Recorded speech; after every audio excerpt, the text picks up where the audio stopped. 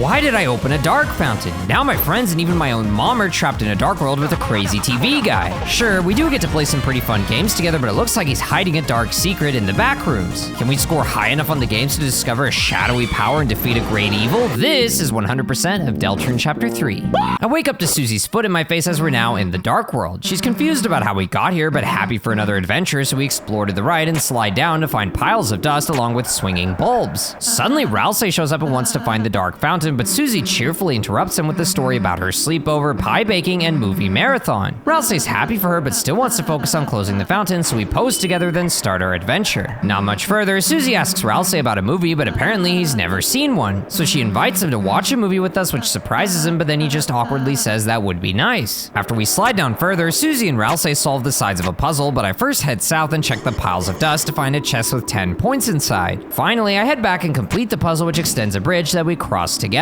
After sliding some more, Susie invites Ralsei to join us at school and do our homework, then the fluffy prince awkwardly says he'd love to. Suddenly we're stopped by spikes, but solving a timed pressure plate puzzle clears the way to another slide. Now Susie mentions the upcoming festival and says it would be fun if we all went, then clarifies she means Ralsei too. Once again, Ralsei awkwardly says he'd really like to, but he doesn't explain the but. Where's the but? Put the but! But what? Put the but in there! He then steps aside and reveals that he can't because he's a darkener. Suddenly we're shown what looks like Susie's room as Ralsei explains that in the light world, everything is as you see. But once the light runs out and it somehow becomes darker than dark, then you can see new things along with hearing and feeling them. Since the dark world is just an illusion, Lancer is really just a card while Queen is actually just a laptop. When the lights come on, the dark world isn't real, meaning neither is Ralsei. But Susie doesn't understand since she can feel and hear Ralsei right now. But since he's not real in the light world, Ralsei asks us to not worry about him even though he really wants friends and wishes he could join us in real life. But once he tells us to forget about him and to make real friends, Susie gets angry and grabs Ralsei off the ground, shouting that he's real to her and that we're not going to forget each other. Then suddenly a spotlight shines onto them and a hidden audience cheers as Mr. Antenna appears and calls us his contestants. Once he snaps his fingers, a stage appears and now we're on his marvelous mystery board. Apparently it's TV time and we're going to have to answer crazy questions and pass physical challenges to win a wide variety of prizes, including a Ralsei plush and a possible mystery grand prize. But just as Tenna brags about the high funometer and hypes up the audience, suddenly Susie interrupts him and shouts that we won't be on his show. Now the funometer drops as a very depressed Tenna turns around and sulks. Feeling bad, Ralsei speaks up about not being able to join us at the festival, then asks if we could at least play this game together, so Susie agrees and tells Tenna that we'll play after all. Immediately Tenna springs in excitement as the audience cheers and the funometer fills, then Tenna slides away and invites us forward. Hey, look at that, we're famous! Oh yeah, let me pose! Catch her from my good side. Don't you just love my expression? I'm so expressive, look at my face. Oh yeah, I'm having the time of my life. After I hear sick beats from a shadow guy, the next one wants an autograph. Alright, I'll sign your autograph, bro. Famous pauses, we will sign.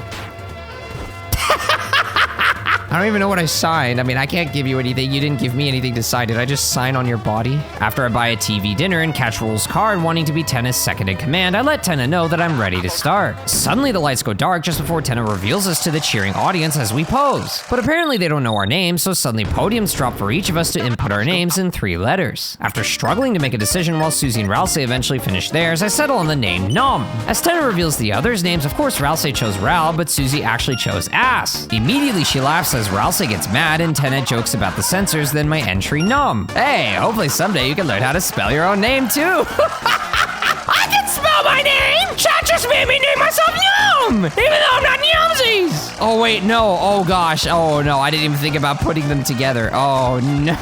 Finally, we can start our desert adventure with Duck Controller since it's TV time to play The Legend of Tenna. Each of us controls our own game versions as Tenna narrates our journey out of the cave and down the hole. Suddenly, we're in front of a locked door and Tenna reveals that we'll need 3 keys and a Mooncloud stone to open it. The nearby shop sells a key for 250 points, but I only have 10, so we head down and talk to a Pippins who reveals that there are actually 4 keys. Since we can't cross the pots or the trees, we head down to find a healing oasis to drink from along with a Digicloud and a Digimoon person. Then to the right is a quiz vortex on legs that rushes towards us. Suddenly, it's quiz time as Tenna asks what time it is right now. Immediately, I answer TV time along with Ralsei, though Susie says past midnight, but we're all correct. Next, Tenna asks me what the true value of a Ralsei plush is, so I choose priceless, but apparently the answer was just higher, or $32, though Ralsei appreciates my compliment. Now Tenna asks what my favorite food is, so I choose pie, which ends up being correct. With only 2 out of 3 questions correct, my score is decent and I get a Q. After the nearby Pippins tells me that my upstairs cactus loves me and has a key underneath it, I head up to find Sphinx Tenna Tenna, who tells me to find another cue. So we head back to the Oasis and check the left side to find a Shadow Man, which starts an actual battle. Apparently for best results, we need to take no damage, win fast, and reach the star level of tension points, so I sharpshoot at the Shadow Men, but mostly miss their socks. Thankfully, when they attack, I fully dodge their blasts, but I fail my next sharp shot since I aimed for the body. Even worse, I get hit on the next attack, but at least now I fully knock off one pair of socks, though I get hit 2 times more. At least now I can spare the first Shadow guy, then dodge and spare the second. My sloppy fight surprisingly still gets me an A rank, so I drink from the Oasis to heal, then head left to the Oasis Reservoir, which apparently has a secret stone. There's also a strange L-spade that reminds me of Lancer, but for now, I leave and head down to find a puzzle. Confused, I try to push the block straight down, then eventually realize it only moves along the tiles and push it accordingly, reaching the switch in 17 seconds. After Tenna pokes fun at my slow clear, I head down and encounter another quiz vortex that rushes me down. With us back on our podiums, Tenna asks what the show host name is, so we all answer Mr. Tenna, which is correct. Next, he asks what the heading of TV time is, so we all answer Don't Touch That Dial, but apparently it was actually Marvelous Mystery Board. But before I get worried, he asks what Lancer's name is, so of course I confidently answer Lancer. Once again, my score is decent and I get another cue, so I head right, then check down and push a pyramid to reveal the secret mailroom. Downstairs apparently leads to 10 years of fan mail, but behind the door is an empty room. So Tenna has Mike get rid of the room, then we head back upstairs. Up and to the right is another puzzle, but I get the first block stuck in a corner, then the second one as well. Thankfully I can go around and still push the second block onto a switch, but there's no way to fix the first one. Though suddenly, Rousey reveals that he can turn into a block so I can push him. Suddenly Tenna calls it beautiful as hearts appear and romantic music plays while Rousey blushes and insists that I push him.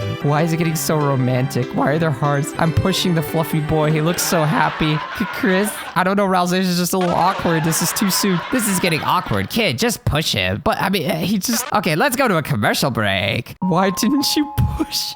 What a great puzzle, boys! It forced me to push it. Heading down, I find a bonus zone with lots of coins, but they each only give 1 point. Then heading back, we run into a Shadow guy which starts a fight against 3 of them. Like before, we sharpshoot act, but now I knock one's hat off to reveal bunny ears. Thankfully, I fully dodge their saxophone streams and pew-pew blast them, fully knock off the others' hats. On top of that, I fully avoid their attacks again, then have each of us spare one of them, which actually achieves T rank and an extra 320 points. Heading right leads to a walkway surrounded by trees that's end blocked by cactuses, so we go back and check upwards for Susie to get the power croissant. Now she can pick up pots and weeds, so she immediately picks up nearby pots and tosses them around, even throwing one at Rousey. As if that wasn't enough, she picks up Rousey and tosses him into the water, then he starts drowning. Now Tenna promotes the Rousey plush, saying you can fill him with liquid and throw him around. But thankfully Rousey gets back on land, though now Susie chases him around while he runs away. To the left is a bridge where rocks fall from above, but Susie just carries Rousey to block the rocks while running through. After heading back, then up past the pots, we reach the Sphinx and deliver the 2 cues so it can quiz us. Suddenly my duck machine is shown and Tenna asks what's wrong with it, but I say it seems fine. Unfortunately that was wrong because I didn't notice the altered legs. Then he shows a Pippin's picture and asks for their name, so I answer Pippin's, which of course is correct. Lastly, Tenna asks what Azrael's favorite character in Smashing Fighters was, so I answer Green Lizard, but apparently it was actually the Sword Magician since Azrael was embarrassed about liking the green dinosaur. My final score is barely forgivable, but now the Sphinx nose falls off and slides to the left, removing the trees. Walking through and removing the pots reveals the key, so once more trees vanish and we head down to Drink Hill, we head left to find Lancer stuck on a cactus. So I step onto the nearby switch to spawn pots for Susie, but she instead picks up Rousey and throws him at the cactus, rescuing Lancer, so he joins us as an inventory item. Now we return to the Lancer symbol room for him to automatically jump onto the symbol and start digging, which clogs the oasis with rocks but reveals the key. After grabbing the key, we head down to the cactuses and have Susie pull up weeds for points while switching rooms to refresh the weeds over and over again until we have almost 4,000 points. Finally, we head all the way back to Tenna's shop for Susie to steal the key, but she gets caught and throws it, then runs away. So I buy the key, then head down to drink, but the oasis is dry and the weather lovers are mad. They blame me for clogging the oasis and start a fight, then Tenna reveals that I'll have to say I love to watch TV 99 times to win. Suddenly a weather forecast appears as we all say I love TV to La Nino, then the duo reveals the weather will be moon and crystals. Sure enough, the duo appears overhead as moons and crystals rain down on me, crashing together to make hearts. Once again, we all say I love TV to La Nino, then sun and drops fall towards us, colliding into hearts like before. But this time when we say I love TV to La Nino, he doesn't pose since he wonders why we kept choosing him for the act. El Nino says it's just because he's first in the order, then the two attack with moons and drops, but this time no hearts appear from the collisions. Immediately La Nino asks whose attack I liked more, which upsets El Nina, but then she says it obviously must be hers and tells us to pick. So I choose El Nina's rain, which inflates her ego and hurts La Nino's feelings as the forecast gets much colder and El Nina takes over the weather with Truest Crystal. Now El Nina drops giant crystals towards towards us, which overwhelm Lanino's small moons and makes him mad. But things get even colder as Truest Crystal returns and surrounds us with giant diamonds while tiny Lanino attacks with small moons. Angry, Lanino says this is extreme since I only complimented Elnina's attack once. Once she says Lanino should be happy for her, Tenna pops up saying the weather always sticks together, but the duo tells him to shut up. Now the temperature is negative as Rule's card asks if those two are single, then Elnina makes fun of Lanino's sun and moon before surrounding me with giant crystals again. Crying, Lanino asks if Elnina really meant that about the moon, but before she can respond, he breaks up with her and leaves the fight. After she shrugs it off, the temperature drops to negative 999 degrees as I use a double dark burger to heal Chris and Rouse.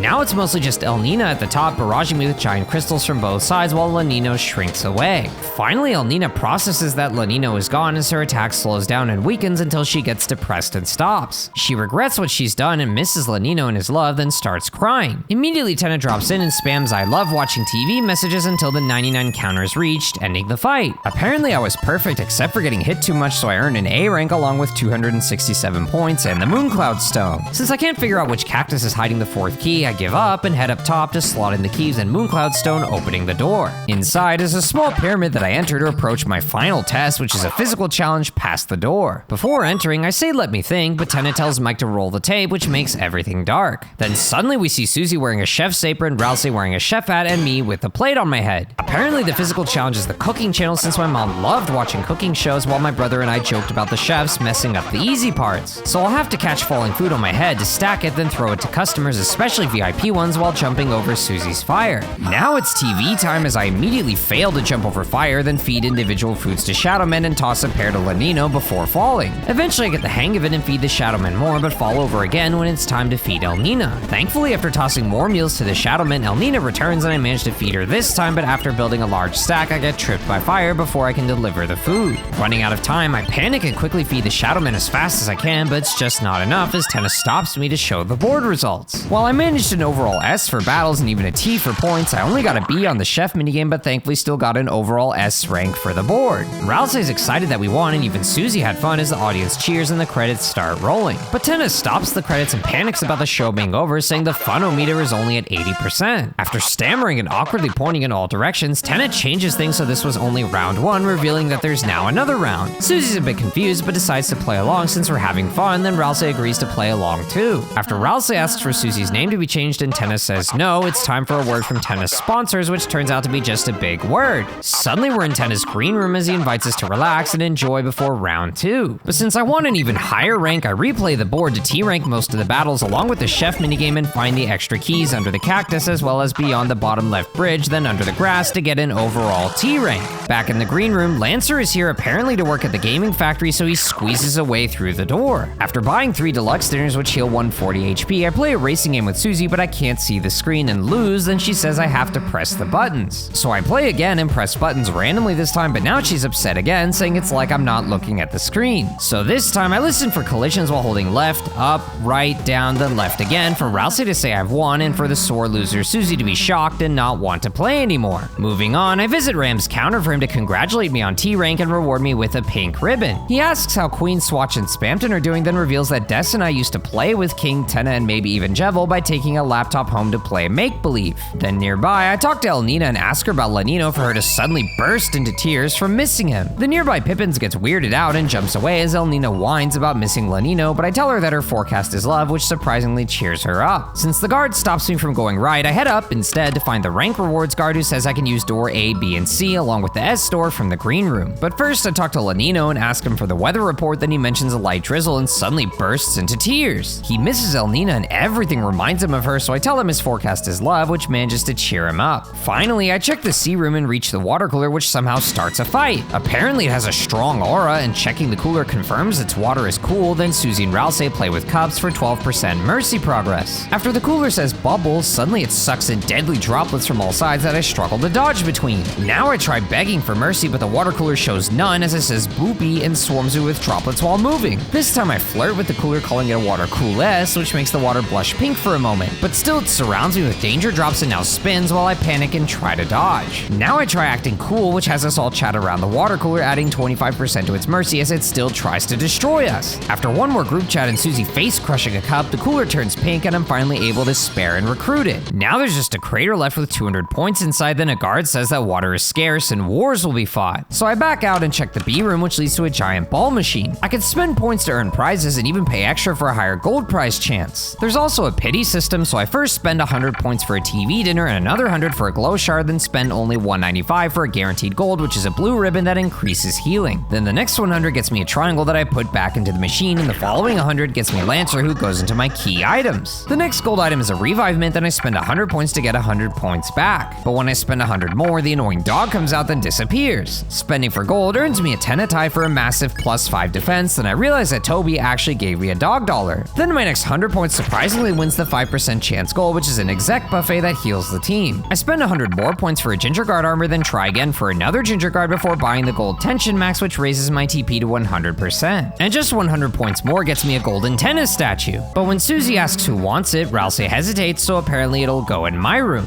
Finally, I save and check the A room, which has an unreleased minigame, the chef minigame from before, and the last one behind a Pippin's. They charge me 500 points to pretend unlock the door, then say no refunds and run off. So we try out the mystery game as Tenna appears saying something massive is attacking the city, which turns out to be Susie in a Godzilla costume. Susie Zilla has to defend Golden Tenna from attacking Shadowmen by spinning into them while we hold her up with a rope. It's TV time as Shadowmen drop down, and I quickly rush into them with spins over and over again. Then suddenly armed Shadowmen appear who shoot tennis balls, so I quickly body block a ball, then spin into the others before taking down the gunman. Suddenly we're surrounded by ball gunners, but I somehow managed to stop all the balls and Shadowmen without Tenna getting hit. Suddenly a bonus round starts, but apparently I don't need it and get an extra 99 points. Then immediately a bulldozer appears, so I spin into it from behind to destroy it and fend off more Shadowmen, but Tenna takes multiple hits. I finish off the others, but then get surrounded by balls as Tenna and I get smacked again and again. Enough with the balls! There's too much!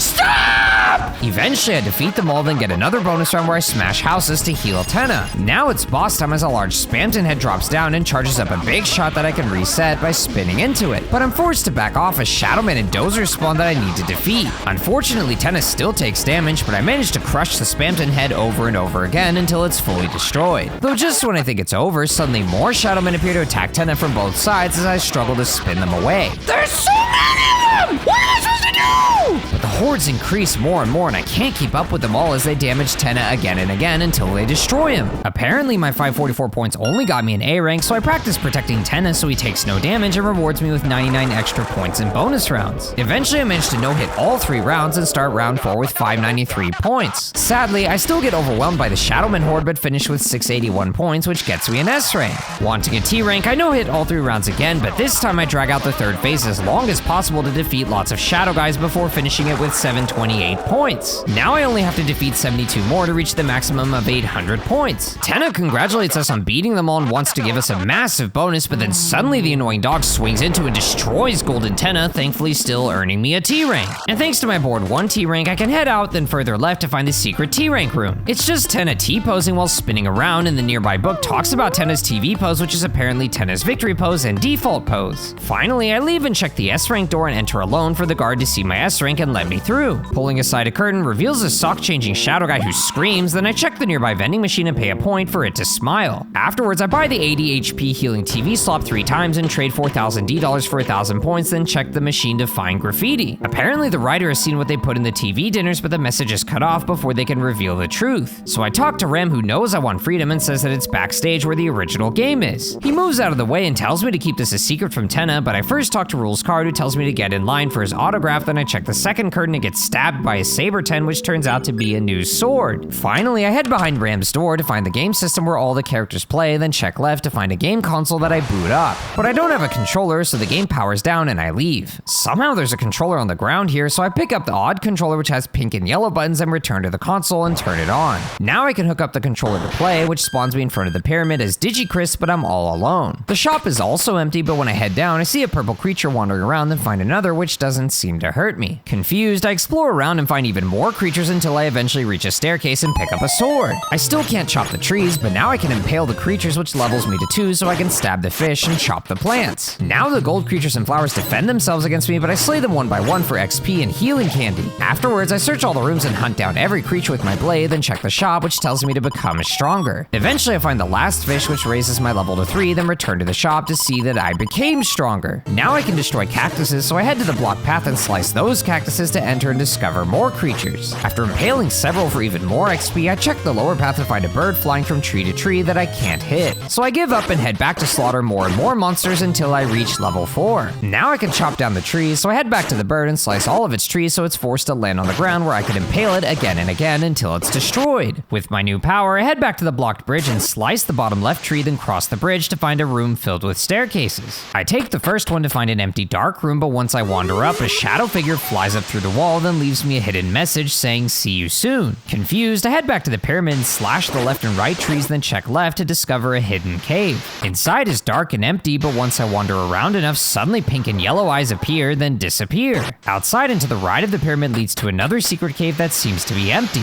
But once I wander around enough, suddenly a toothy smile laughs, then disappears. Disturbed, I head back to the pyramid and check the main cave to find the hidden message, having fun? With nothing left to do, I head to a tree-filled room and start slashing lots of trees, then check behind them to find a room filled with more trees. So I slice down all of these as well, then head down to find another tree-filled room. But when I check all 4 directions, somehow the last tree-filled room has a chest, so I slice my way towards it and open the chest to find the ice key. Then suddenly the game shuts off, so I leave and talk to Ram, who asks if I had fun and if I got a little taste of freedom. He invites me to come again next time, but for now I head back to my friends for Susie to ask what took me so long. I tell her I was playing games, and Susie says maybe she and Rousey should join next time, but for now it's time to get going. So we exit towards the stage for Susie to see Tenna there and want to talk to him, so she rushes ahead. But before I can follow, Rousey stops me to ask if we should just let Susie go and watch from here. I agree to see what Susie's doing, so we close our eyes and see Susie approach Tenna, who's on a call telling someone to work on building the next board. But then Susie interrupts Tenna to tell him that the games were fun and that they helped cheer Rousey and her up. Of course, this makes Tenna extremely happy as he expresses his passion for the show and a happy audience, since before he was actually a bit lonely, as Susie can relate. But when Susie mentions Chris having fun, Tenna calls them a stinker even though he likes them because he's not sure they like TV. But before he can explain, he gets a call about the next board being ready, so he wishes Susie luck as she heads out and back to us. When she asks what we were doing, I say we were closing our eyes and thinking about her, then she calls us weirdos. She also says Tenna's not so bad, then I agree that he's fun, which makes her happy. But before I start board 2, I make a separate save and replay board 1, trying to score as low as possible by failing the battles, quizzes, and chef minigame while gaining minimal points with no extra keys. My terrible performance actually earns me a unique Z rank, so Ram gives me an empty gift box and the rank rewards room zapper opens a new room to the right. Inside leads to a Z door where I enter alone to find a phone unplugged with its receiver on the ground. The blurry poster shows 2 stars collaborating with bright smiles while a nearby glass frame has been completely shattered. When I check the manhole, I enter inside to actually end up in the backstage game area to turn on the game and pick up the controller like before. Satisfied, I go back to my T rank save and say I'm ready for round 2, so Tenna drops in to start the show as we're back on our podiums. After revealing that his sponsor is the Dark Fountain, he shows us board 2, which is an aquatic adventure to a desert island. Apparently we need to reach that floating Atlantis stadium by crossing a rainbow bridge that only appears if 2 lovers meet at Lover's Cliff.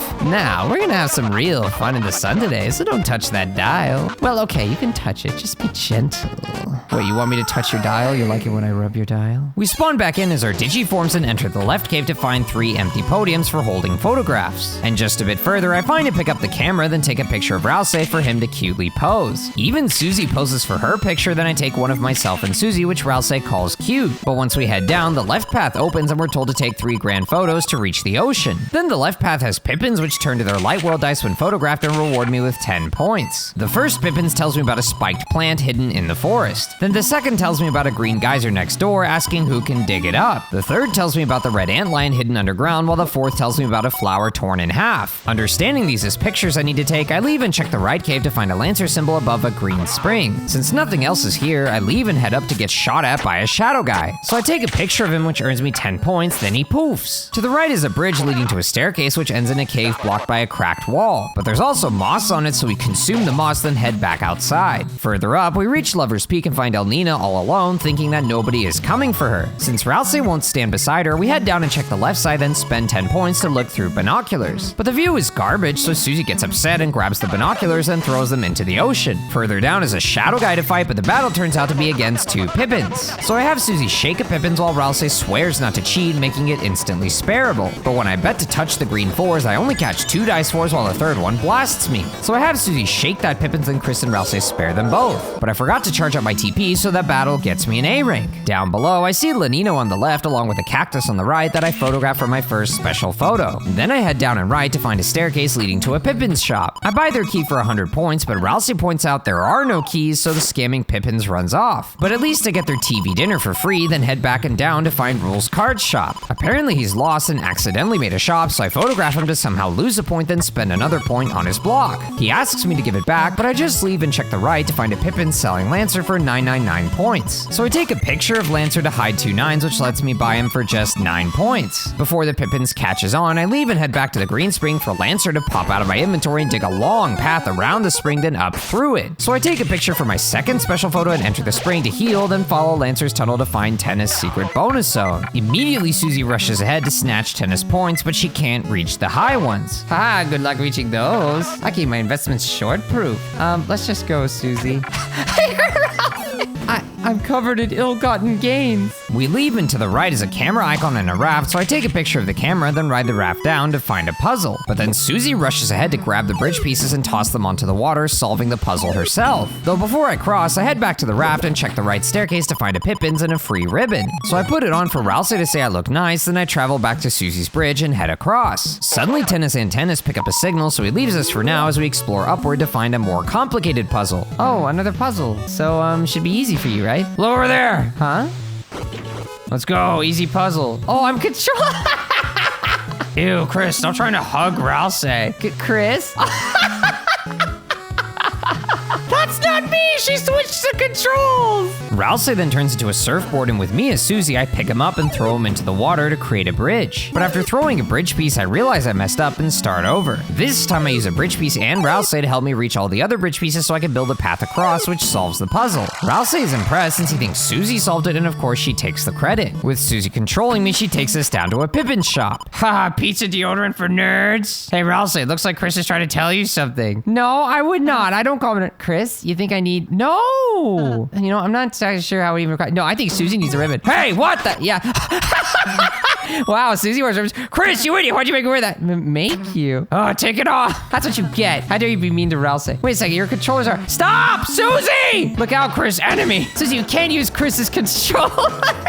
Meanwhile, I have them both act to make a Pippin spareable while I bet and grab the 4s, but take 2 hits. Then we double spare the happy Pippins while I grab 2 4s from the last one so we can spare it too. For this battle, I get an S rank, then Susie switches the controllers again, but now Rousey controls me. Immediately he panics and Susie laughs, but she says to give it a try, so he asks me if that's okay. I say he can have a turn, so he moves us to the next area, then asks me which path he should take before Susie insists he should choose. So he takes the flower path and finds the flower cut in half and eventually manages to take a picture of it for the 3rd special photo. After Rousey guides us back and talks about how he's used to following and not being player 1, I solve a simple bridge puzzle for us, then we head downstairs. But the second Rousey steps onto a switch which reveals bombs, Susie immediately fixes our controllers so she can grab and throw a bomb herself, detonating them all over the room. Once we exit left, Tennis suddenly joins us again as we head back to the special photos room. Now a path to the right opens, so we check it out to hop onto a raft and float all the way down to the ocean. After taking the right path, we find an island with 2 Pippins who invite me to a money-making game, but Tennis calls them out, so they jump into the ocean. Back on the raft, we head further right to find a heart-shaped island, which turns out to be the Tropic of Love. Suddenly, the trees all flash rainbow colors while dance music plays, but Susie gets bored and falls asleep. Then when I leave on the raft, immediately all the rainbow trees fly away. Tenna asks if we thought that was cool, but we just ignore him and check the left side and pass by Lanino to find an upper left island. Turns out the secret lawnmower game is here, so I push the lawnmower to mow grass for points again and again until time runs out to earn 440 points. Back on the raft, we head right then up for a while for Tenna to say there's nothing here. But I keep going up for Tenna to insist that it loops. Then he demands that I go back, saying this part's unfinished. A bit further up, and suddenly I see purple squares in the ocean, but Tenna immediately tells Mike to cut as colored bars appear, then we're teleported much further back. Immediately I head all the way back up, and now signs block my path saying under construction, keep out. So I give up and explore right instead as Tenna gets impatient with me, but eventually I find another island that Tenna tells me to ignore. Of course, I immediately land there, but a plant stops me from entering the cave, so I'm forced to give up and leave. Susie asks what was inside, but Tenna says it's unfinished and not to worry about it. After we pass the single El Nina lover, we find the binoculars Susie tossed and look inside to see the ocean's depths. With nothing left to do, we dock at Lanino's island and enter the staircase, then another to ultimately find Lanino. After he whines about missing El Nina, I tell him that I have someone to show him, then he enters my inventory and I head back. But when I try to leave the cave, the exits get closed as a message appears saying the final photo is the 3 heroes. So I take a picture of us, and the structure calls us criminals since we took their camera along with the moon and clouds. Suddenly a face forms and looks at at us asking for a picture of itself before starting a fight. So I check Shudda to learn that it's a living camera as Susie blurs while Ralsei has perfect hair to add 10% mercy. Suddenly Shudda shoots diamonds at us, then snaps a pic to freeze and turns the shots at us before firing even more. Now I try an easy photo and take a full body picture of Shudda for 10% more mercy while Susie blinks for another 5%. Now Shudda shoots droplets at us while stopping and rotating some shots again and again. This time I try a tough photo so Susie and Ralsei can act, but I miss Shudda's smile, earning only 6% mercy. They want this picture deleted as they rain drops on me while freeze framing some momentarily as the storm continues. Once again, I try a tough photo but take too long as time runs out, then Shudda barrages me with diamonds and turns again.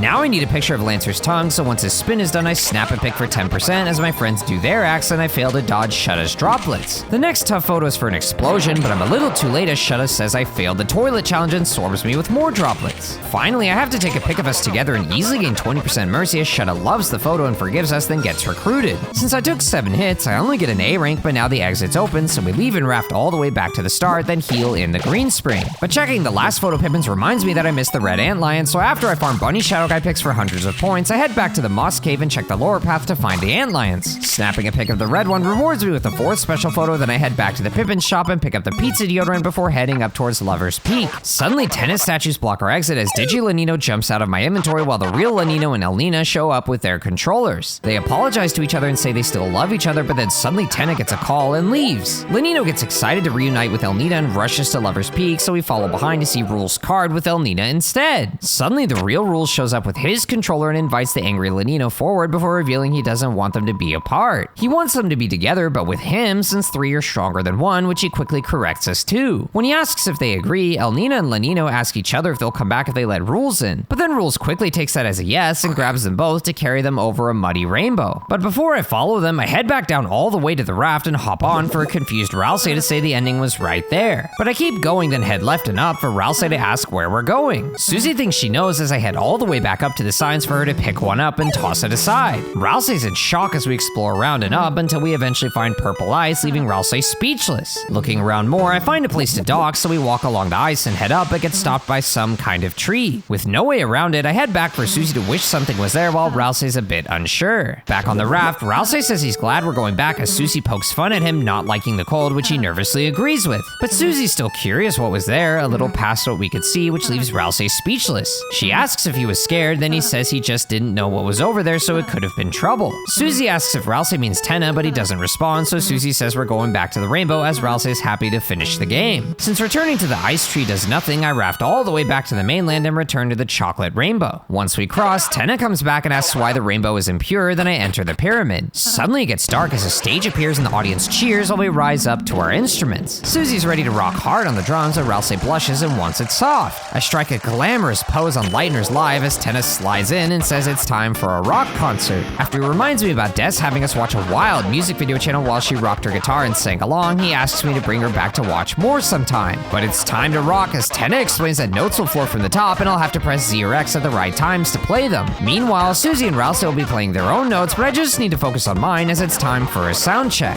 It's pretty simple as I play my notes and Ralsei sings his, but suddenly Susie goes berserk on the drums, missing all of her notes. Somehow she's proud of herself as Ralsei says he and I will have to play perfectly, then Tenna says the boys are fluffy and asks if Ralsei's lyrics are ready. He says they're inappropriate, but Tenna says too bad since it's TV time. Before the notes even appear, Susie's already smashing the drums as I play my notes and Ralsei sings his, but he keeps changing the lyrics to friendlier ones. Determined to get an S rank, I make sure not to miss any notes, so I full combo the song all the way to the end. The audience cheers as Ralsei soaks in the praise, but Susie dares to claim that she carried us. Ralsei's just about to call her out as Tenna slides in and calls it band drama before revealing the board results. With an overall A on battles, T on points, and an S on the concert, the extra photo and Moss earn us an overall S rank. Ralsei's excited as he enjoyed playing music, and even Susie wants to start a band for real. Then Tenna slides in and confirms that was the final board, so it's time to say goodbye as the credits roll. But suddenly Tenna stops the credits saying viewer donations are pouring in, meaning there's now a bonus round. But Susie says we have an adventure to get back to as Ralsei agrees we must close the fountain, so Susie wants to pass. Immediately Tenna gets depressed as the funometer drops and he cancels the bonus round, telling Mike to tear down everything including his house and kids. After Tenna shrinks down for more guilt tripping, Susie feels bad and says she'll maybe play for a bit, then Tenna explodes with excitement, telling Mike to rebuild the set and his kids. The funometer is maxed now as Tenna shows a worm from his sponsors, which is Rules Cards Worms Escaping. Back in the green room, Ralsei is happy to continue as long as Susie wants to play, but Susie says this will be the last time. time. But first, to get a higher rank, I replay the board to T-rank most of the battles along with the concert minigame while of course still grabbing the moss and extra photo to earn an overall T-rank.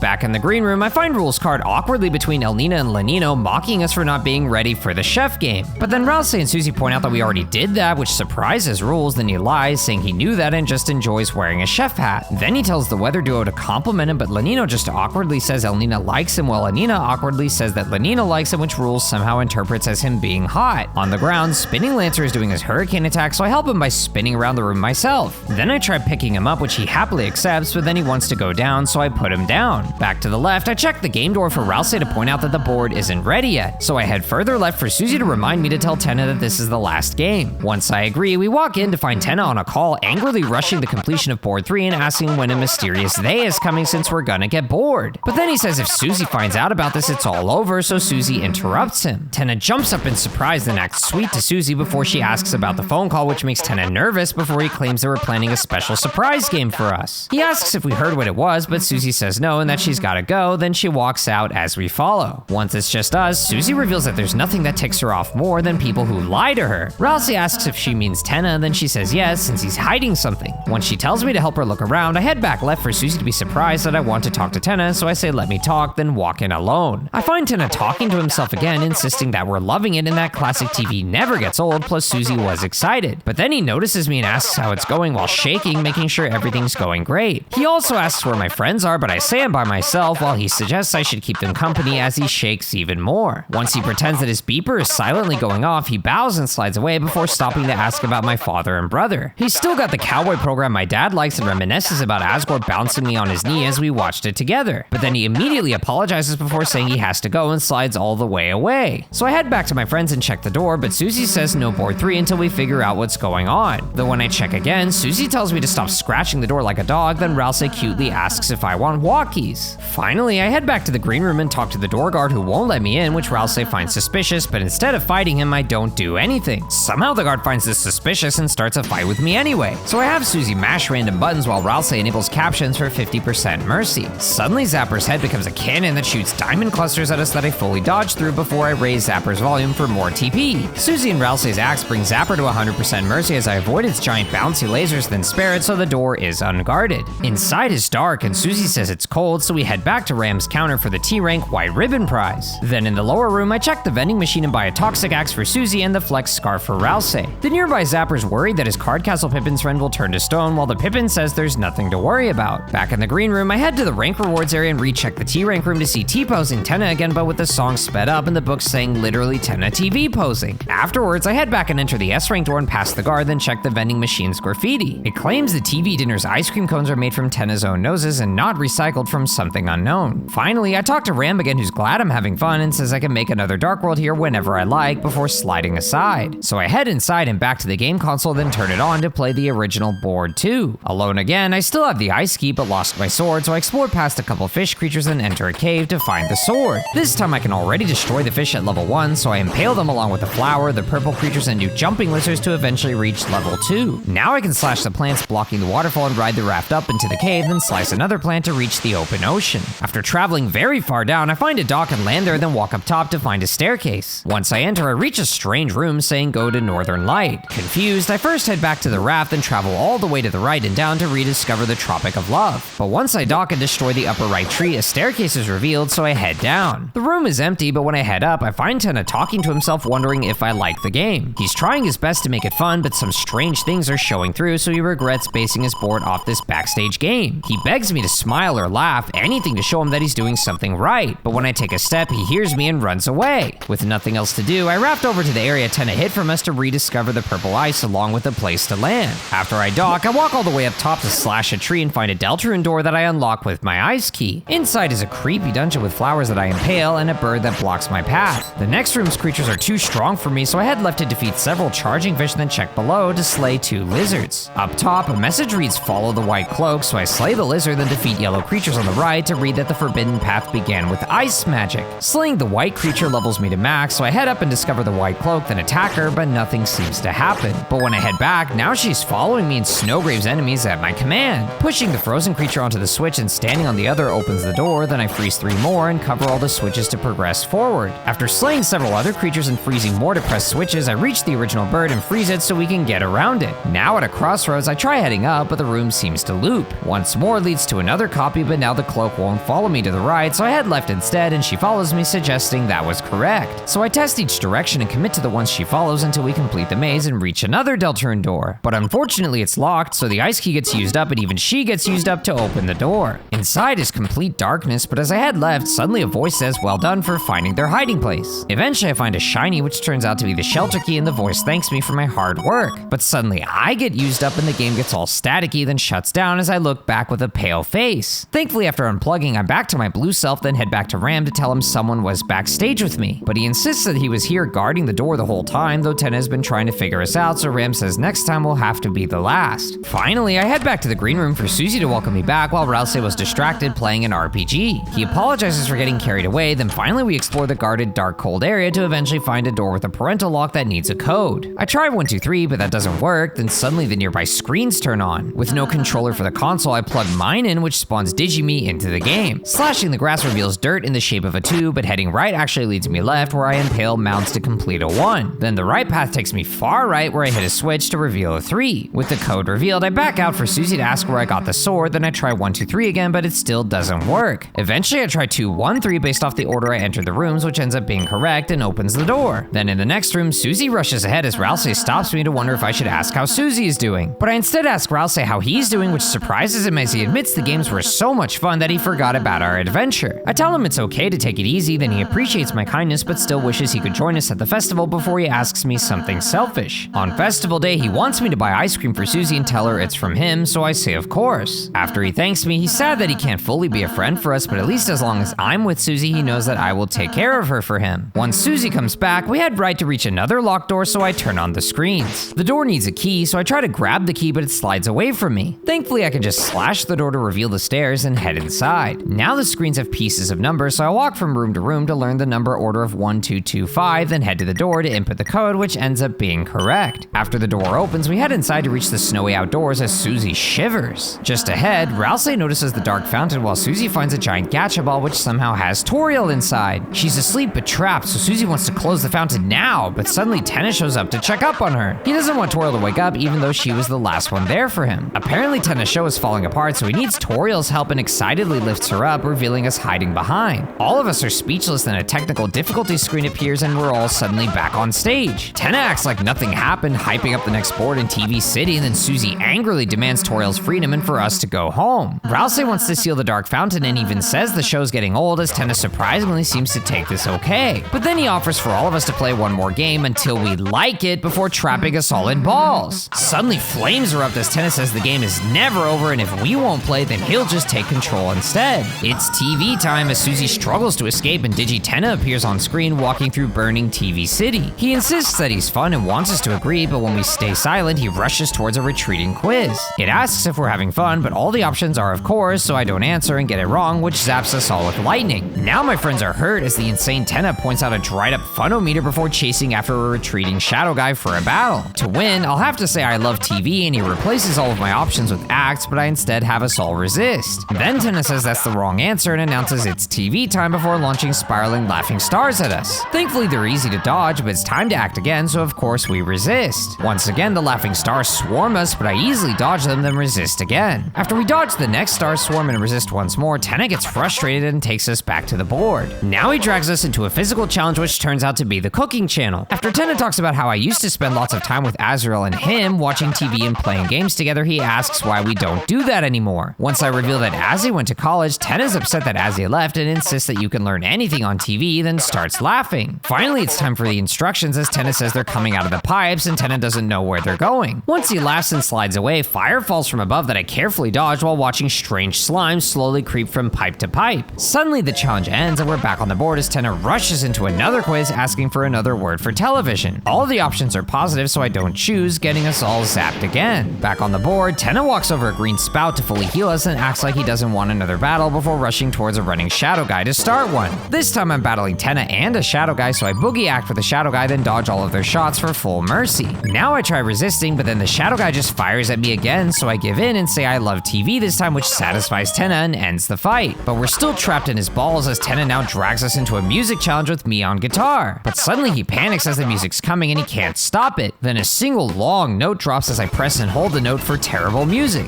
Suddenly we're back on the board and even Ten is confused about what happened, but now he rushes us towards a quiz. He asks what the TV's off button does, but I refuse to answer, so he zaps us all again and calls it normal. After asking Mike for more quizzes but ending up with a battle instead, Tenna gets annoyed at Mike and rushes down the running shadow guy for a fight. Like before, boogieing and resisting doesn't seem to help, so eventually I try the shadow guy's sharpshoot but fire at Tenna instead, then he covers his face.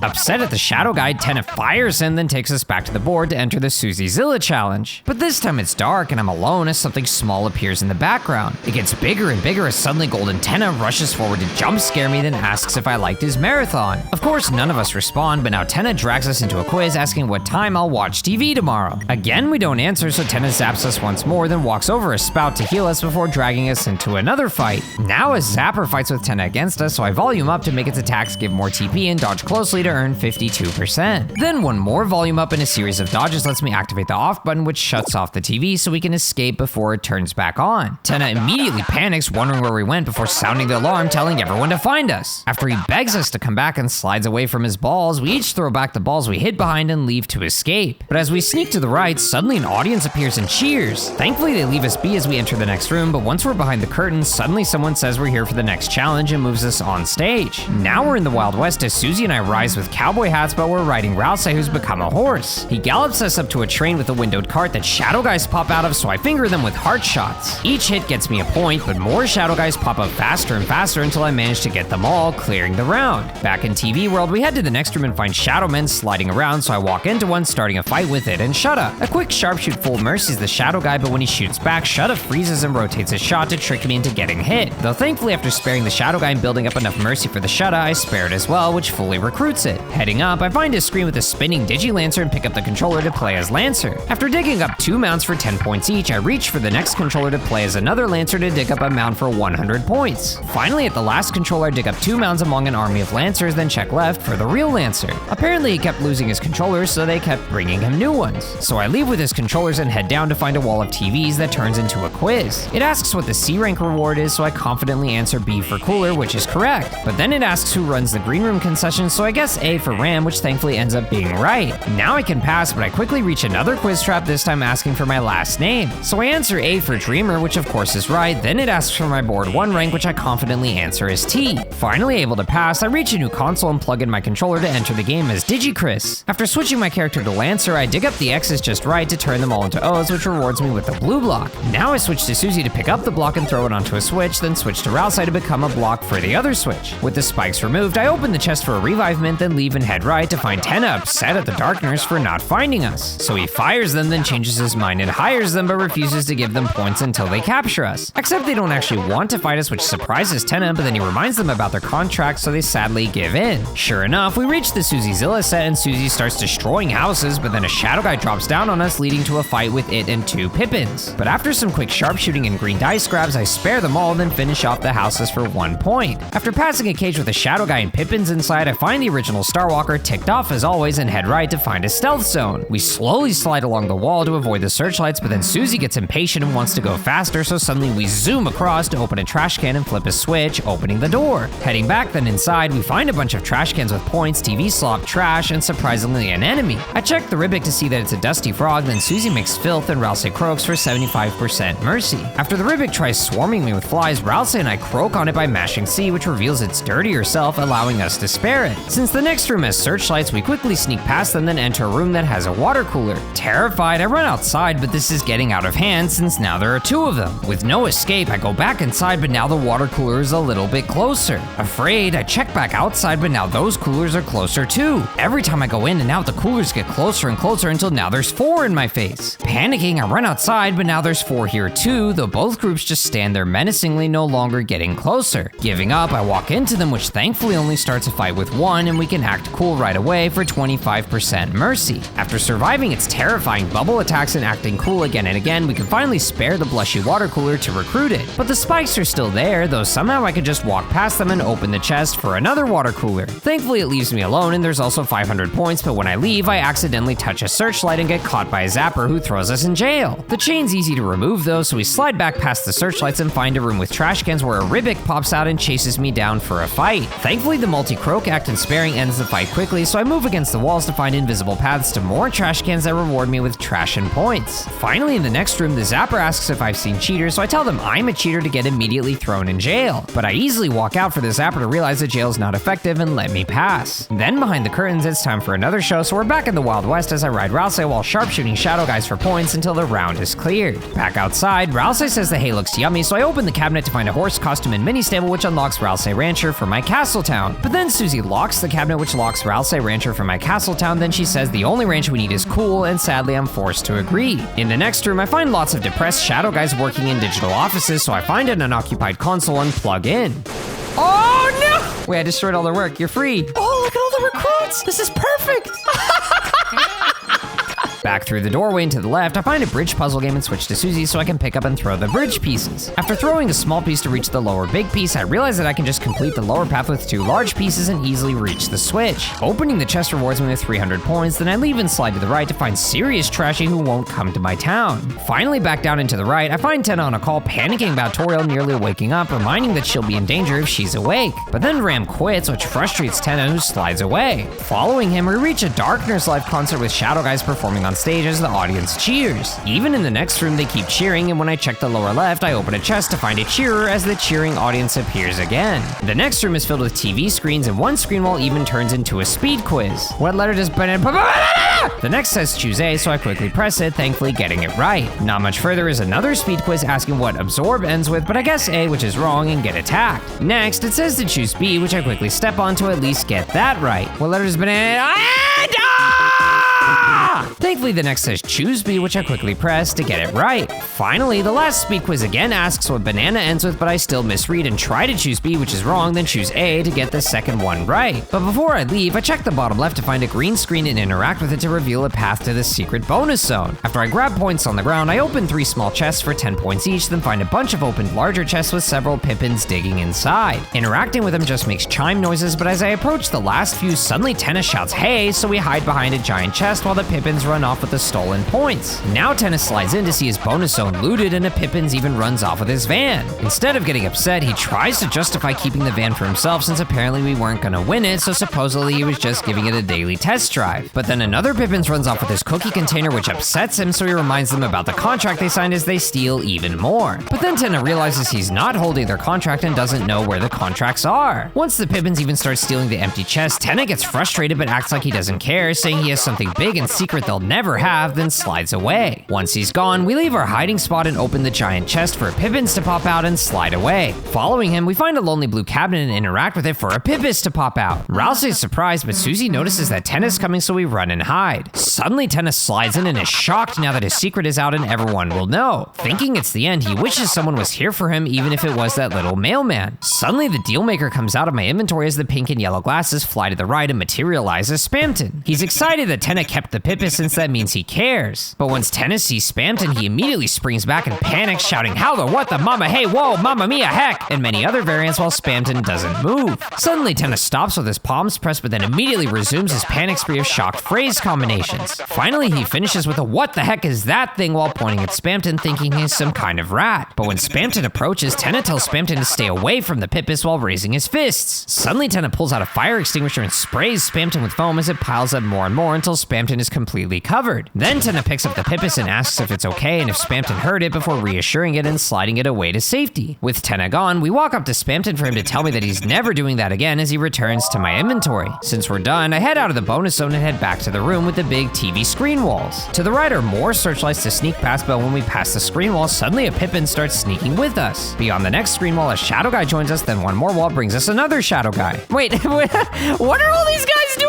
with us. Shadow Men, the Pippins. He's grabbing him, that's so cute. We then reach an unavoidable searchlight and step onto it for a zapper to stop us. But after saying they don't want to be here either, they ask to join us, then jump into our sneak group. Finally, beyond the curtains, we reach a room filled with partying Shadow Guys and Pippins, but suddenly get interrupted by Rules Card and the Weather Duo. Everybody's shocked as Rousey says to prepare to fight, but Rules insists that they're just here for the snacks and not to fight. Apparently, he doesn't care about capturing us for Tenna's favor since he's already in a relationship with Tenna's 2 second-in-command, so he thinks that makes him this world's Duke of Puzzles. My lovers, oh lovers, it would be cool to have more. Yeah, but, well, I'm not joining. I don't even know how you got 2. Good luck getting more.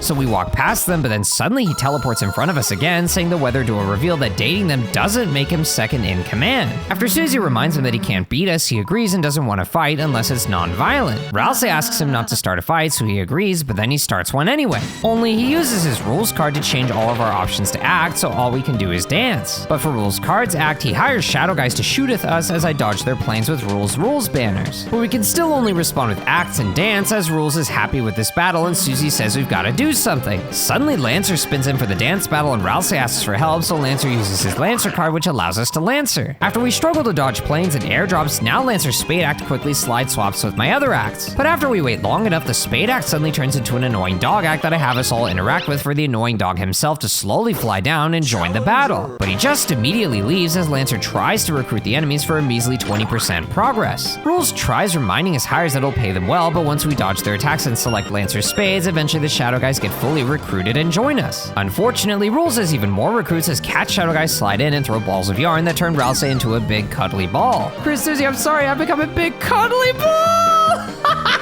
But then Rules gets upset, expecting his hires to have actual weapons, so he ends up firing them. Out of goons, Rules now calls for his honeys as Lanino and Elnina depressingly slide in. Suddenly my line of acts is a square as a new Rules act slides down and skips my act, so apparently I need to dodge it. Since I failed, Lancer recruits for a weak 20% as Elnina and Lanino barrage me with moons and rain. Suddenly Rules tells them to go left, so they shift their attacks to the left, then Rules tells them to go right, so they shift their attacks to the right, but now Rules tells them to pause it, so they stop. He have it the laser pointer and aims it at me, telling the duo to follow that. Now their attacks quickly swarm the laser pointer as Rules keeps telling them to follow while I panic and try to dodge. Thankfully I don't get hit and now dodge the Rules acts while waiting to choose the Lancer acts with Chris and Susie, but miss the speedy one for Rousey. This still earns us 45% recruitment progress, so after I avoid the laser guided weather once more, I managed to fully act out 3 Lancers for another 60% recruitment. But before the weather duo can join us, Rules insists they can't leave because the 3 of them are in a team relationship like we are. Susie's shocked while Rousey blushes as Rules asks if we're a thing and Susie says no. But suddenly Lanino leaves their relationship and apologizes to Elnina, saying he's joining us. Immediately Elnina joins us as well because she only put up with Rules since she thought Lanino liked him. They apologize to each other, saying that the weather should always stick together, then Rules nervously laughs, acting like this was his plan all along, and tries to leave. Hey, Lesser Dad,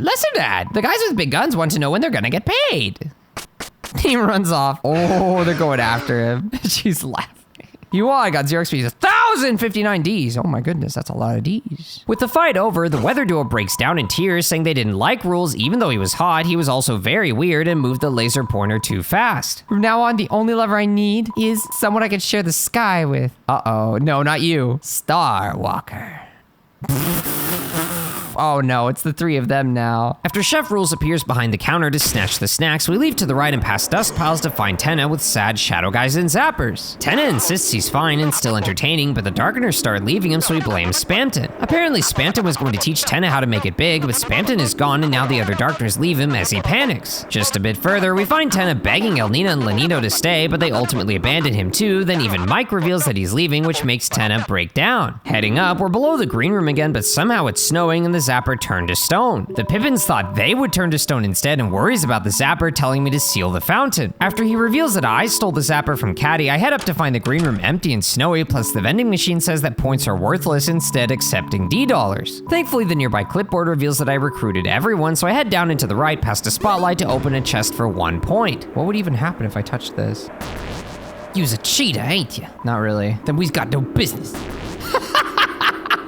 To To see what would happen if I said yes, I load and say yes, then they ask where I'm going, so I say nowhere. Suddenly the zapper transports me to a new area which dead ends at a console game with no way to reach the switch. Noticing the top left O, I use the fast travel door to reach the TV world entrance, then head all the way to the X to O game and use Susie to throw the block across the river. Finally, I go back to that spotlight for the zapper to take me to nowhere, then I see that the block ended up in this game. Now I can push the block onto the plate to extend a bridge, which lets me press the switch to reveal the next room. To the right is a legend old hermit who's also in game, but talking to him just leads to mumbles and fumbles, so I plug into the game. Here, he mumbles then appreciates my curiosity, saying he has a ticket to nowhere that's actually somewhere in the wardrobe. He suggests checking right, so I head over to the kitchen, but there's no wardrobe. Then when I come back, there's now a wardrobe here, but it's completely empty. But when I tell the hermit, he says that's odd since apparently I've had the ticket once I stepped into the room. Confused, I leave the game and check my key items to find the trip ticket to nowhere with a map pointing to the left of a red X. Now I head back to the zapper who takes me to the chest room, then I walk all the way back to the fast travel door. After taking it to Golden Sam, I enter the stealth zone door to find Ribix to fight, then prepare to act Croak on X, but instead hold left to somehow escape. Suddenly I'm Light World Chris in a grassy world called Man Country with Tiny Rudin who say I look big and appreciate me coloring them. To the left are more Rudin who apparently are the 7 aces that I copied to Cheetah cards. But it didn't work out and they got lost in the couch, though there are only 6 here. Hoping to find the 7th, I head back and up through the doorway to find a tree with a man behind it. He's the Forgotten Man and he asks if I'll forget him too, so I say no. He asks if I'm sure since I've forgotten him before, and he even somehow forgets himself. So he again asks if I'll forget him, and this time I say yes, which was a mistake because now he's gone. Immediately I load and repeat the process to get here, then make sure to say no both times so he'll tell his story. Apparently this island is the only place left he can talk, but eventually it'll disappear, so he asks if I want to meet again. Once I say yes, he reveals his schedule where on Thursday he sells the donuts, Friday he tosses the leftovers in the dumpster, Saturday he cools it on the windowsill, and Sunday he harvests the wheat. As thanks for listening to him, he rewards me with an egg, then disappears, so I leave Man Country to make it back to the green room. Through the rank rewards door, I find a vending machine that lets me turn points to D dollars. So I convert 2,000 points to 3,000 Ds, then check the ball machine room and spend 1225 points. Suddenly my allies disappear and the ball machine opens up, so I enter inside. Now I'm on a strange red square with 4 paths and choose the left one, but it seems to continue on with more and more branching paths in an endless maze. After wandering and ultimately getting nowhere, eventually I realize I could step off path onto the blue checkered background, which speeds things up, but I still get lost. Thankfully, after heading left, I managed to reach the end, which is a small blue ball machine. When I use it, a capsule comes out containing something hard like lacquer, which is a small dark triangle. But when I try to take it, it slips through my hand and I can't find it anymore. I can't find my hand. Suddenly, I'm back in the ball machine room, but the machine's gone, so I head outside to reunite with my friends, then trade the rest of my points for D dollars. Finally, I pass through the S rank door to find a small rabbit left behind along with a concerned someone behind the curtains. Checking the vending machine reveals new graffiti saying that in Tenna's wardrobe there's a supply that he's grinding up and feeding to them. Is it people that he's grinding up? No, not people, just P something, which is probably Pippis. Ram's missing from the left door, but when I pass through, I find him half petrified on the left. Even now, he got the backstage game ready for me one last time and will keep watch as long as he can. The poor guy can't even move and asks me to shove him aside, which I do, then he tells me to enjoy the games. He saw me make the fountain and thinks I want to have real fun just like the old days. But after the friendly power strip starts to regret this and wonders why I really opened the fountain, I walk past him and turn on the game to spawn in the city with Digi, Susie, and Rousey. But as I explore around, the city is completely empty and dead ends everywhere except down a staircase where I find the sword. But I can't break the rope obstacle or find anything to fight until I accidentally impale Susie as real Chris pales in shock. Doing the same to Rousey has pale Chris look back again, but now I'm level 3 and can destroy the rope boundary. Passing through a very long alley eventually leads to an open manhole that I enter to reach a dungeon. Inside are creatures shooting fire at me along with a spinning line of fireballs, but I easily slay the fire breathers, then proceed into a room with 2 fish and defeat both. Heading up and to the left, I find jumping blue lizards to slay, then get trapped in a room with a yellow arrow creature surrounded by flower turrets. After slashing 3 of the flowers, I commit to the creature who takes a surprising amount of hits, but eventually goes down along with the rest of the flowers, earning me XP and candy. Backing out and heading up, I find a pink mask spewing music notes and easily slay it, then head left and defeat a yellow lizard. But then I get trapped with a gray fish while the other lizards shoot fireballs at me. So I do my best to dodge while impaling the gray fish again and again until it's defeated, then the surrounding lizards panic and disappear. After leaving the room and checking topside, I defeat another pink mask which angers the surrounding white ones who charge at me one by one. Once they're slain, I head down and right to find green lizards radiating electricity that I carefully dodge and defeat to reach the room on the right. There's some kind of shadow creature across a gap that I can't reach, but it mirrors my movement, so I have us each walk onto the corner switches, then suddenly the door shuts. Now I control the shadow creature and the gap is removed, so I move towards Digi-Chris. But then they suddenly impale me, which opens the door as I regain control of them. Now back and down, the white masks suddenly come to life and charge at me me one by one. Once they're defeated, the room on the right is filled with hiding defenseless creatures that I slay back to back until I reach max level. Finally, I head out and down to check the right and destroy the Cheeto wall, then ultimately find Tenna. He regrets how things have ended up like this with Toriel locked up and wishes he wasn't abandoned by his old partner. Tenna was going to put him on TV to make him a star if he just revealed his secret to being a big shot. Eventually, Tenna got Spamton to sign the deal, but when Spamton took a phone call, his face turned pale and he ran. When Tenna went to pick up the phone, there was nobody there, so he thinks Spamton cheated him and wishes that I never brought the Queen laptop home. But then suddenly he notices me and panics, saying he did what I said, just like our deal, then worries that I'm going to turn him off again. Instead of responding, I destroy him for more HP, then proceed to reach a grassy path and find the shelter. Real Chris tries to force me backwards, but I overpower them and proceed to unlock the shelter door. Inside is some kind of dark path that eventually leads to a dark room. Suddenly a voice calls me by name and asks if it's fun to play around like this as I search for the shadow crystals and the shadow mantle that they're holding. After they ask if I really think this will get me what I want or if I'm just enjoying this, suddenly the room lights up as a laughing dark ghost appears and spits bombs onto the ground. They explode and release waves, damaging me in game and somehow hurting the real me too.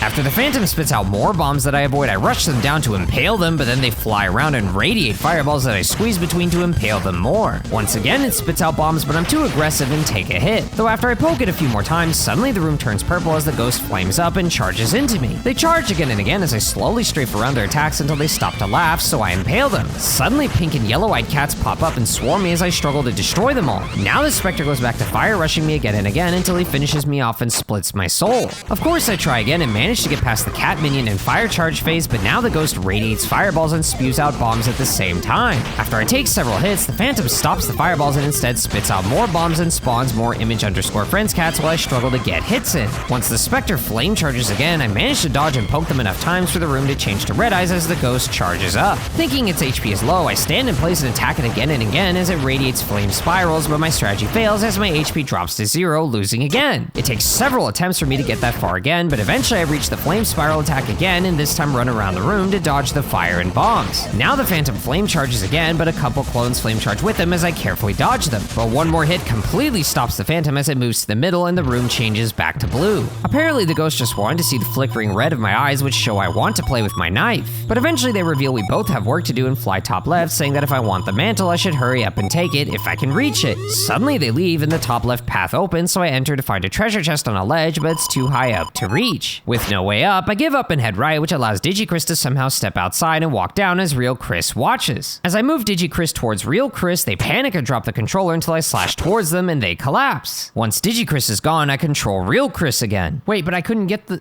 Oh, what the crap? You open the treasure chest. Inside was Shadow Mantle. Shadow Mantle was added to your armors. Back out of the game, I pick up the controller and plug it in for Susie to call out to me, then walk up and ask what I'm doing. But before Chris can respond, I have DigiChris walk up to Susie as Chris pulls Susie away before I can impale her. Then DigiChris leaves as Susie doesn't realize Chris saved her life and instead thinks they want to taste her hair like how she tasted the shampoo in their bathroom before. But when I refuse, she's confused about how I think she's the weird one while she blushes, then walks to the side. Apparently she stole me a drink and tells me to join them, then leaves the beverage on the ground. After trying on the mantle, which greatly protects against dark and star attacks, I pick up the flat soda, which apparently already had a big sip taken out of it, then head out to see that Ramp is gone. Back in the changing room, the terrified Rabbit says they couldn't move and something happened to Ram. Then they're confused since apparently I already went past, so I check the curtains. The person behind the curtains checked to see if I was hurt, then shut the curtains tightly. Finally, I head back outside to find Ralsei gaming and happy to reach level 2. Susie asks for my opinion, then Ralsei apologizes for completely forgetting about me while he was playing games with Susie. He might have gotten frustrated at falling arrows, but he had fun and even asks if I want to play, though Susie reminds him that we need to seal the fountain. Apparently he forgot about that too, but it's time to go, so we head right through the cold room to make it back outside. Further right, we find the dark fountain again, but then Tenna drops down to stop us, saying there's still more to play and watch. But when he tells us to go back, Susie angrily whips out her axe, asking why he wants us to play so badly. As Tenna sulks, he claims that I know why and asks if I remember when everyone came over for the holidays. Suddenly I see a flashback of 8 people at my home watching the Tenna TV, since apparently we used to gather and watch his specials together while having a good time. This made Tenna super happy, but eventually people stopped coming as their flashback figures disappear one by one until it's just me, Azrael, and Toriel. Then even Azrael disappears as Tenna thinks nobody wants to watch him anymore, plus I eventually vanish along with Toriel, leaving Tenna all alone. That is, until now when the knight appeared and told Tenna to keep us busy so he could have all the people watch him that he wants. He's been having so much fun with us and doesn't want it to end, so he asks us to parrot his it's TV time. It's not TV time! Enough! Susie immediately interrupts and swings at Tenna as he drops down and dodges, then she demands that he gives back Toriel. Finally, Tenna says he understands, admitting he's been talking too much and instead gives us a physical challenge, which is a fight against him. Apparently 1,000 points will get us a win, but I have no TP for minigames, so I check him to see that he's fragile, while Susie says she loves TV and Rouse becomes a plush. No, he's a plushie!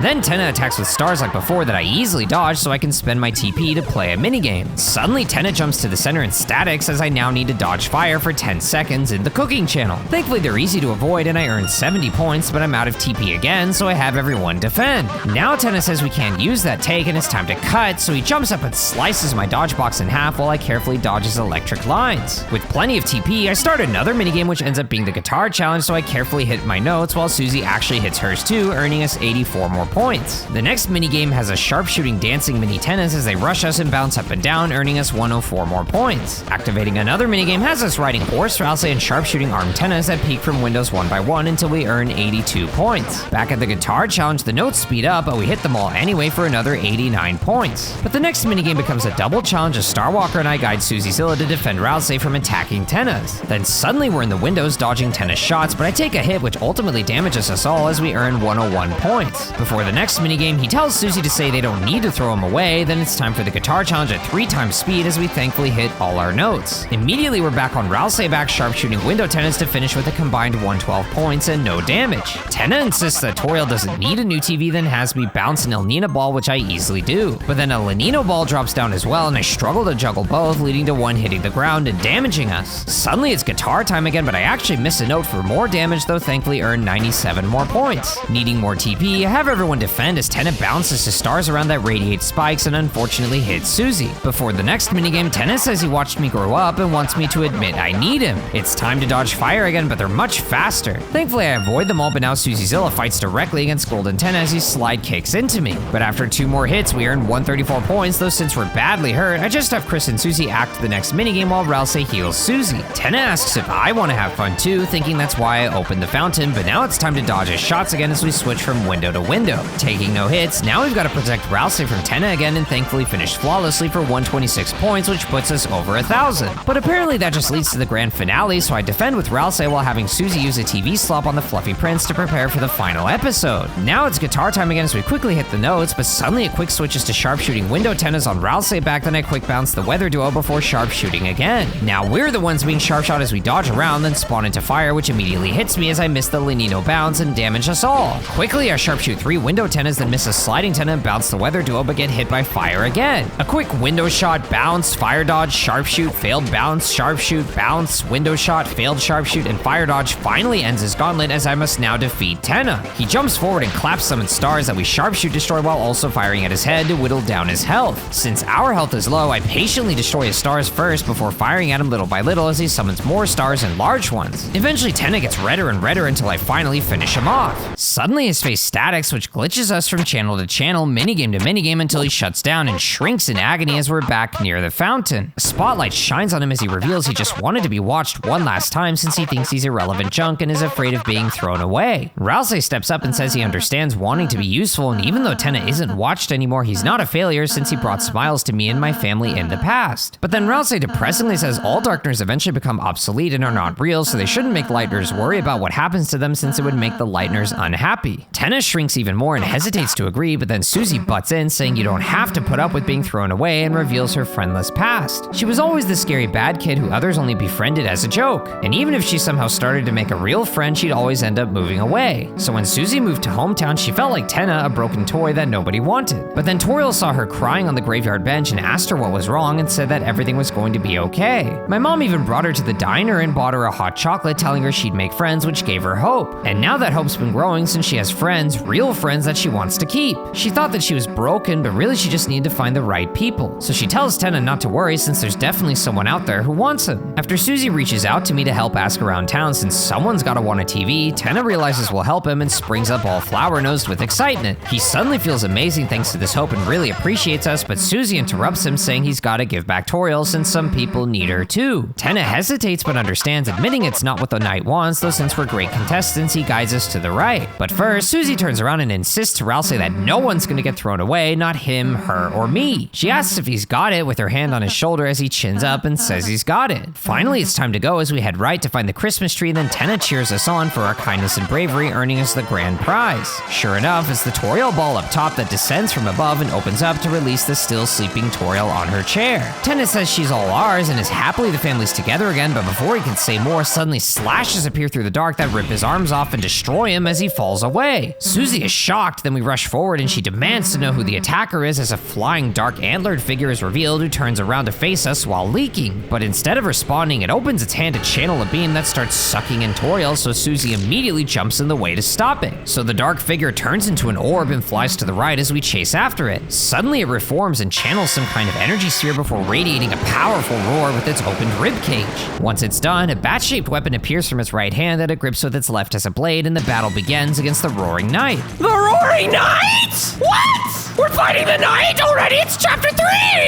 I check the Knight to ultimately learn nothing while Susie talks to the Knight and demands them to leave Toriel alone, but they don't want to listen. So Susie is ready to fight and doesn't want to act, then Rousey begs the Knight to stop, otherwise the roaring will happen, but the Knight doesn't listen. Instead, the Knight points their finger at us, releasing a laser that fires spreads of painful snowflakes at us that destroy Susie and Rousey's health before coming back and shattering into multiple shards. Thanks to the Shadow Mantle, I'm not that hurt, so I try the whole breath act, which lets me dodge faster while Susie and Rousey heal with TV dinners. Suddenly, swords appear around me that track my position before charging at me, so I keep moving to dodge them one by one as they get faster and faster. But I end up taking a hit, so I have Rousey heal me while Susie and I attack for barely any damage. Now the Knight slices my dodge box in half, which drops dark shards on me before the Knight slices my box again and again, hitting me enough times to down me. So I have Rousey revive me with a mint while Susie attacks for a measly 34 damage. Suddenly the Knight disappears as a wall of swords rushes towards me and shreds me again and again as I struggle to squeeze between them. Rousey gets swooned, then the swords stop and aim towards me before launching all at once, swooning Susie as well. Now my friends have negative 999 health, so I try using a spin cake to revive them, but that only raises their health to negative 859 as they're still down. As I'm panicking, the Knight slashes into my box with the amount of red lines increasing per pair of slashes while I somehow fully avoid the attack. With my last mint, I revive Susie, then the Knight sprays a swarm of snowflakes at us again that I somehow fully dodge along with their shards. After we attack for minimal damage, Susie laughs and mocks the Knight about us standing our ground. But the Knight silently responds with slashing my box horizontally and now vertically, which completely throws me off as the Knight alternates directions, nearly defeating us both. So I have Chris hold breath again, which somehow does nothing, then Susie heals me with a deluxe dinner and tells the Knight they made a mistake picking a fight with us. Once again, the wall of swords swarms us, instantly swooning Susie as the attack now curves up and all the way around while I miserably fail to dodge and go down. Determined to win, I load back to before the fight and pull revives from my storage, but I still struggle with the fight and fail again and again as the Knight shreds us. But now after Susie tells the Knight they're alone while she instead has us, the Knight launches the curving sword wall again that I finally managed to survive. After I revive dust my swooned friends, Susie tells the Knight that even if they knock her down, as long as Chris and Rousey are here, she gets cut off and I'm surrounded by swords as charging one swoon her and Rousey with only me left standing. Out of revives, I heal with TV dinner, then the Knight strikes with their wheel slashes again, which unfortunately hit me twice. One TV slop later and the Knight is spraying snowflakes at me again, but this time when they fragment, the many pieces turn red before charging at me one by one.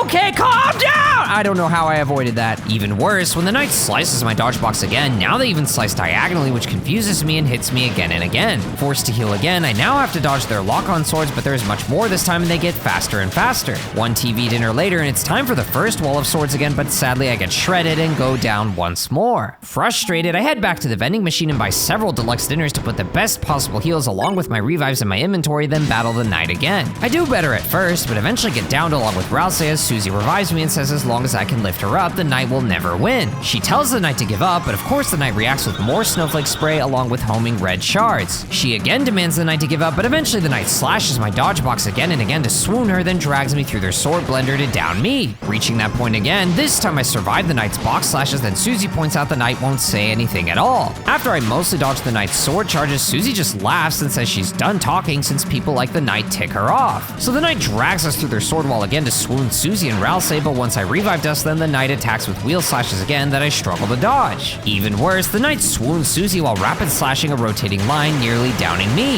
Unfortunately, I failed this fight as well, but since I'm dodging better, I can now have Susie Rude Buster, which does way more damage than our regular attacks. Spamming Rude Busters with Susie while doing my best to dodge and keep her alive works pretty well, but eventually I get drained of all my heals as both Ralsei and Susie get swooned, so I use my Revive Dust. But instead of attacking again, the knight suddenly starts glowing and flickering in all directions while I Rude Buster it again and have Ralsei heal Chris. Suddenly my dodge box expands and vanishes as it's just my soul in the dark void until the knight appears. It then powers up and gradually sucks in giant snowflakes that I struggle to squeeze between, then even chains of snowflakes appear that cut me down. But I still refuse to give up as I try again and again until I reach the knight's ultimate attack once more. This time Susie and I are at full health and both defend as the knight charges up its massive snowflake suck, thankfully surviving it this time. But then the knight suddenly roars as the snowflakes radiate away from them and towards me. Thankfully I managed to squeeze between them all, but then they shatter into fragments that approach me as the knight splits the screen in half with a finishing slice. After barely surviving, I consider using deluxe dinners, but since the knight let down their guard, I have us attack instead, which ends the fight. The knight starts fizzling and glitching out as Susie's shocked that we won. So she walks up to the knight and mocks them for losing, saying we were just getting started. Suddenly she jumps and chops with her axe as the knight blocks her, but there's so much force from their clash that Susie chips off a piece of the knight's blade. As the knight morphs into a ball, Susie laughs and makes fun of the knight again, but suddenly a slash appears and instantly swoons her and the knight ball is gone. Ralsei rushes towards Susie and says, "How could you?" But then suddenly another slash appears which swoons Ralsei as well. Suddenly the knight's in front of me with their blade over my shoulders. I slowly kneel, then snap to a defeated state. With all of us defeated, the knight flies past us and tries to suck in Toriel again, but Susie grabs the knight's foot and weakly says, "You can't take her." Before the knight can react, suddenly blue spears fly in that the knight quickly dodges as Officer Undyne arrives.